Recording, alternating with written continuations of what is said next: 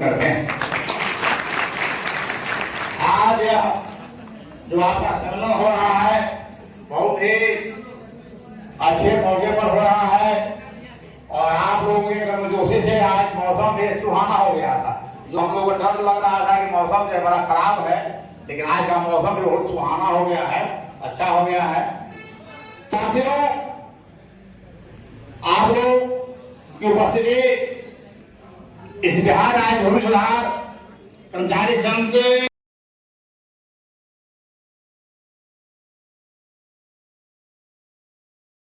मौके पर हो रहा है। जब इस वर्ष महासंघ गोकुल का भी राज्य सम्मेलन 10, 11 और 12 अप्रैल को, क्योंकि हमको भी खनन कराना हो, चाहे ग्रेड पे लेना हो, चाहे प्रोन्नति लेना हो, इसके लिए बिहार के जितने हुए तमाम भूमि सुधार कर्मचारी संघ जिस दिन संकल्प ले रहे कि जब तक हमारी मांग न मिलेगी ये बिहार सरकार नहीं रहेगी। हमको इस तरह से जाना होगा कि जब तक हमारी मांग न मिलेगी तब तक हम चैन से बैठेंगे नहीं, क्योंकि हमारा लड़ाई जो है वो चल रहा है और 2025 सामने दिखाई दे रहा है। एक तरफ पक्ष विपक्ष अपना मैदान तैयार कर रहा है, नई नई शिवूपा नई नई ललिता दे करके पुनः वोट वापस लेकर के जनता से हमसे वोट लेगा और फिर सत्ता में बैठ करके फिर आराम मलाई खाएगा। तो ऐसा हम होने नहीं देंगे साथियों, क्योंकि हम नारा लगाते हैं जो सरकार निकलनी है वो सरकार बदलनी है, तो वक्त भी 2025 आ चुका है कि जो सरकार हमारी मांग को माने वो सरकार निकलनी है और जो सरकार निकलनी है वो सरकार बदलनी है। तो इस तरह की संघर्ष करके नौकरी मिल तो गया है, ये परमानेंट नौकरी मिल गया है। आज आने वाले 10 सालों में, 15 सालों में, 20 सालों में इस तरह नौकरी पाने की व्यवस्था रहेगी भी या नहीं रहेगी, इसकी कोई गारंटी नहीं है। क्योंकि आप देख रहे हैं कि हर विभाग में अनुबंध, मानदेय, ठेका प्रथा, नियोजित, ये सब सारे काम बढ़ रहा है। आउटसोर्सिंग के थ्रू लोग बहाल किए जा रहे हैं, नियमित नौकरियां ही खत्म कर दी जा रही हैं। तो जब नियमित नौकरी ही नहीं बचेगी तो फिर संघर्ष करके आपके जो बाद में आने वाले साथी संघर्ष करके कैसे नौकरी में आ पाएंगे? तो कहीं न कहीं हमारे संघर्ष का रास्ता ये भी है कि जो व्यवस्था बनी हुई है सरकारों की, जिसके तहत हम एक परमानेंट नौकरी, नियमित नौकरी पा सकते हैं, वो व्यवस्था भी बनी रहनी चाहिए। और इसके लिए करना क्या होगा कि सीधे सीधे जो पॉलिसी मेकर्स हैं, एक बात हमेशा ध्यान रखिए, आप जैसा भी हो रहा है ना कि रोड पर आप आंदोलन कर रहे हैं, संघर्ष कर रहे हैं, ये सारी चीजों के साथ साथ आपका जो नीति नियंत्रक हैं, आपके जो नीति बनाने वाले लोग हैं, जो पॉलिसी मेकर्स हैं, जब उनके हितों पर कुठाराघात नहीं होगा, उन पर आप चोट नहीं करेंगे, तब तक आपके हित के लिए आपके फेवर का पॉलिसी नहीं बनने जा रहा है। और इसका एकमात्र रास्ता है वोट की चोट। तो साथ ही एक आंकड़ा है कि लगभग बिहार के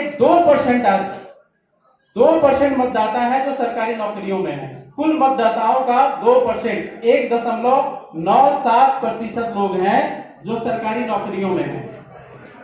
तो हम लोग इसको कर लें कि अगर 2% तो भाई हम खुद हैं और हमारे फैमिली के लोग जोड़ लें और सरकार की जितनी तरह की योजनाएं होती हैं वो हम ही के द्वारा होती हैं, तो भाई 5-10 वोट तो हम लोग ऐसे भी कह के मैनेज कर ही ना सकते हैं, बोल के डाइवर्ट कर ही ना सकते हैं। तो 5 गुना भी जोड़ लें तो कितना वोट प्रतिशत हो जाता है? 2 का 5 गुना भी कर लें तो कितना प्रतिशत वोट हम लोग कर सकते हैं? 10%। तो 10% वोट स्विंग समझ रहे हैं ना आपके पॉलिसी मेकर के हित में। और जो अहित करने वाले लोग हैं उनको ये भय दिखाना जरूरी है कि अगर आप हमारे खिलाफ जाओगे, आप हमारे विरुद्ध नीतियां बनाओगे, आप हमारे शोषण के लिए नीतियां बनाओगे, तो हमारा ये संघर्ष का एक तरीका ये भी हो सकता है। तो एक और बहुत बड़ा मुद्दा है आप लोगों का, जो 15वां नंबर पर मुद्दा है, मेरे ख्याल से और ऊपर होना चाहिए था, पुरानी पेंशन बहाली की मांग। तो एक इस पर भी थोड़ा सा बात आप लोग इसको समझ लीजिए। अभी का जो व्यवस्था है एनपीएस में कि हमारा जो बेसिक और डीए का 10% है वो कटता है और 14% सरकार अपने हिस्से का एनपीएस वाले फंड में जमा करती है। पेंशन का फंडा यह है कि जब आप रिटायर करेंगे टोटल लम्प सम जो अमाउंट होगा, यानी 14% सरकार का और 10% आपका, उस टोटल लम्प सम अमाउंट जब 60 वर्ष में आप रिटायर करेंगे तो उस अमाउंट का आपको विकल्प दिया जाएगा कि आपको 60% चाहिए या 40% चाहिए। मोस्टली अगर लोग 60% लेते हैं तो 60% एक मुश्त आपको भुगतान कर दिया जाएगा और बाकी 40% को एन्युटी के रूप में या कहिए उसका इंटरेस्ट के रूप में आपको पेंशन के रूप में दिया जाएगा। अभी तो आप लोग 2 साल हुआ है, 3 साल नौकरी में आए हुए तो शायद ये चीज अभी समझने में समय लगेगा, लेकिन जब पुरानी पेंशन में जब लोग रिटायर कर रहे हैं और जो नई पेंशन में लोग रिटायर कर रहे हैं व्यवस्था के तहत, तो जो काफी जो फासला है उसमें देखने को मिल रहा है, वो साफ साफ दिख रहा है कि ये हमारे पैसे की एक तरह से कारपोरेट लूट है। तो कहीं ना कहीं जब हम पूरा जीवन के 25 से 30 साल सरकारी सेवा में दे रहे हैं, सरकार हमारे माध्यम से अपनी सारी योजनाओं को, सारे नीतियों को जनता के बीच ले जाकर अपनी पीठ थपथपाती है कि भाई हमने ये कर दिया, हमने वो कर दिया, लेकिन इम्प्लीमेंटेशन किसके माध्यम से हो रहा है? हमारे आपके माध्यम से ना।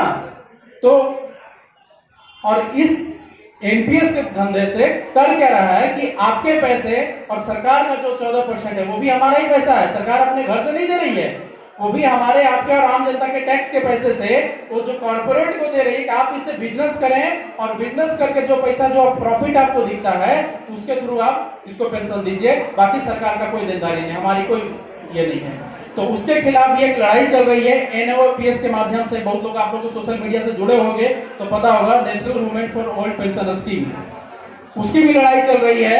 तो आप लोगों को उसका भी संघर्ष का साथी बनना है ताकि एनपीएस पर भी हम लोग जोरदार संघर्ष सरकार को दिखा सकें। तो साथ ही अब चूंकि बहुत सारे और आपके वक्ता बोल रहे हैं, विभिन्न जिलों से प्रतिनिधि आए हैं, तो इसी वक्तव्य के साथ मैं आपके इस प्रतिनिधि सत्र का औपचारिक उद्घाटन करते हुए अपनी बात समाप्त करता हूं। इनकलाब जिंदाबाद। उन्हीं की बातों को मैं आगे बढ़ाना चाहता हूं। जैसा कि उन्होंने कहा है कि आप लोगों ने इस नौकरी को पाने के लिए काफी संघर्ष किया है और नौकरी में आने के बाद भी आपका संघर्ष जारी रहेगा। अंतर सिर्फ इतना है कि संघर्ष का स्वरूप थोड़ा बदल सकता है, लेकिन संघर्ष जारी रहना है। और ऐसा भी किसी महापुरुष ने कहा है कि जब तक जीवन है तब तक संघर्ष है। तो अब जो संघर्ष है, किस तरह का संघर्ष होने वाला है, मैं उस पर अपनी 2 बात रखूंगा। और बहुत समय से यह चल रहा है कि भाई हमारा जो भूमि सुधार कर्मचारी संघ है, महासंघ गुट है, क्या है, तो कुछ संघ संगठन की बातें होंगी, कुछ आने वाले संघर्ष की बातें होंगी। इन्हीं सब बातों को मैं आगे रखते हुए तो सबसे पहले समझना होगा कि महासंघ गुट है क्या। जो बार बार आप लोग महासंघ गुट, तो बहुत लोगों के मन में आ रहा होगा कि जब हमारा ऑलरेडी कर्मचारी संगठन है बिहार राज्य भूमि सुधार कर्मचारी संघ, तो फिर महासंघ गुट क्या है और इसकी आवश्यकता क्या है, क्यों है। तो साथियों, जैसा कि आप राजस्व कर्मचारी संवर्ग से सारे साथी यहाँ बैठे हुए हैं, आपको पता है कि बिहार के विभिन्न विभागों में अलग अलग तरह की सैकड़ों तरह के संवर्ग बने हुए हैं, जिनकी अपनी अपनी संवर्ग है, अपनी अपनी नौकरियां हैं। तो जो भी विभागीय संवर्ग है उनका अपना संगठन बना हुआ है, जिनके तहत वो अपने विभागीय समस्याओं को, जैसे भी आपका मैं मांग पत्र देख रहा था कि गृह जिला में पदस्थापन का मामला हो या ग्रेड पे 1900 से 2800 करने का मामला हो या अतिरिक्त प्रभार हटाने का मामला हो, ये सारे जो मामले हैं ये आपके विभागीय मामले हैं। इस पर निर्णय आपके विभाग को लेना है, आपके विभाग के जो भी मंत्री, सचिव, डायरेक्टर जो भी हैं उनके स्तर से लेना है और आपका विभागीय संगठन इन मुद्दों को लेकर संघर्ष करेगा। लेकिन कुछ ऐसे मुद्दे होते हैं जो विभागीय न होकर समेकित रूप से पूरे बिहार के कर्मचारियों को या एक तरह से कहें पूरे भारत के कर्मचारियों को प्रभावित करने वाले मुद्दे होते हैं। जैसे कि अगर ले लिया जाए, अभी आप लोग चूंकि 2022 में या 21 दिसंबर से आप लोग ज्वाइन ही किए होंगे मेरे ख्याल से, तो अभी हम लोग 7वें वेतन आयोग में जो अनुशंसा की गई है वेतन राशि, उसका लाभ ले रहे हैं। और जाहिर सी बात है कि 7वें वेतन आयोग के बाद अब 8वां वेतन आयोग की जो अनुशंसा लागू होनी है या जो आने वाले समय में होगी, उसके तहत हम लोग का वेतन भत्तों में वृद्धि होनी है। तो जो वेतन भत्तों में वृद्धि होनी है, जो हर 10 साल के बाद सरकारें वेतन को रिवाइज करती हैं, रिवीजन करती हैं, ताकि उस समय के 10 सालों के बाद आने वाले उनका जो जीवन प्रत्याशा है, आने वाले जो खर्च है, उस समय की जो महंगाई की स्थिति है, इन सारी स्थिति को देखते हुए जो वेतन भत्तों का रिवीजन होता है वो वेतन आयोग के तहत होता है। तो ये किसी एक विभाग या किसी एक संगठन का मामला है नहीं, ये तो बिहार के पूरे हर एक संवर्ग के कर्मचारियों का मामला बनता है, या भारत के हर तरह के कर्मचारियों का मामला बनता है। या फिर अभी आप लोग सुन रहे होंगे लगातार जो बात आ रही थी एनपीएस और ओल्ड पेंशन, कि हम लोग अभी न्यू पेंशन स्कीम में है, हम लोग को ओल्ड पेंशन स्कीम चाहिए। तो ये भी सिर्फ आपके संवर्ग का मामला नहीं है, ये भारत के हर वर्ग